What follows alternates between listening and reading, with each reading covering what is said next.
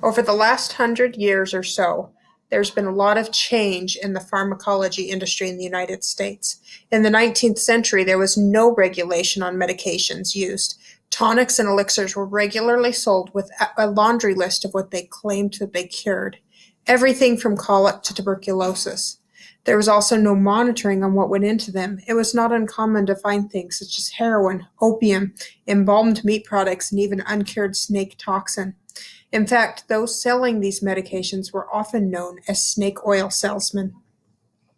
This began to change in the early 20th century with the establishment of laws to improve patient safety.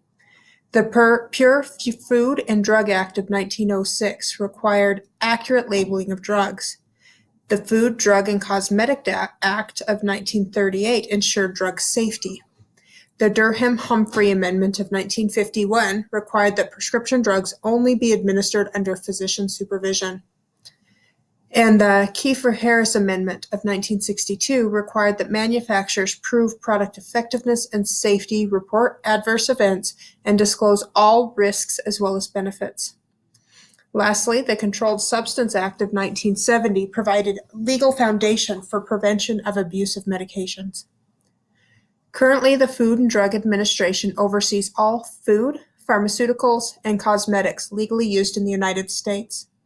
The FDA regulations for any drug on the market are that it must be scientifically researched before approval, proven safe and effective. All adverse reactions are reported to the FDA through the MedWatch program, that the medications use safe distribution practices, and that they are listed in the United States Pharmacopoeia National Formulary. Before drugs are brought to market, they must demonstrate that the benefits of the drug outweigh the risks for the intended population. This is done through 3 separate phases of clinical trial.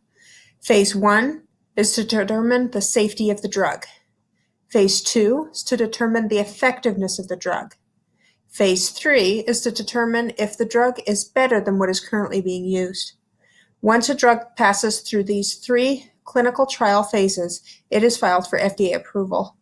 This can take anywhere from 6 months to several years.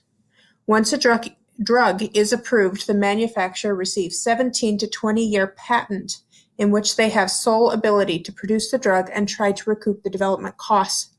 During this patent time, there is a 4th clinical trial for ongoing effects and long-term side effects. After this time, other drug manufacturers can also produce the drug under the generic name, as long as they report any adverse reactions through the MedWatch program.